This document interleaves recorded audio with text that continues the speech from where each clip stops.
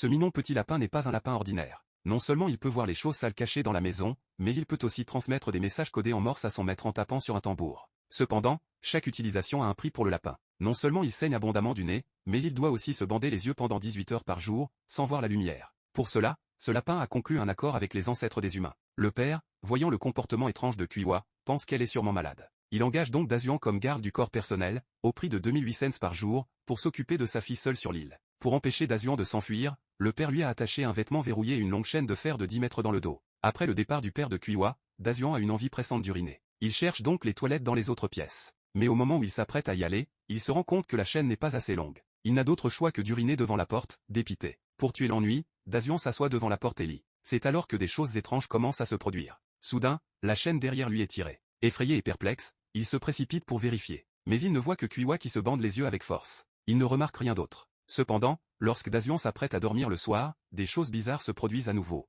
Quelque chose tombe derrière lui. C'est le tableau accroché qui est tombé par terre. En y regardant de plus près, il y a une paire d'yeux qui le fixe. Pris de panique, il retourne précipitamment le tableau. Mais une seconde plus tard, le tableau se retourne tout seul, avec un regard encore plus féroce. Il s'empresse de le retourner à nouveau. Peu de temps après, le tableau tombe soudainement à plat sur le sol. Il se précipite pour le redresser et entend vaguement un bruit étrange. Pour ne pas être dérangé, il décide d'aller dormir dans le salon. C'est alors que le lapin devant lui se met à taper bizarrement sur le tambour. Il regarde derrière lui, semblant comprendre quelque chose. Suivant les indications du lapin, il le porte jusqu'à un sous-sol. Sur la porte en bois du sous-sol, il découvre un trou noir sans fond.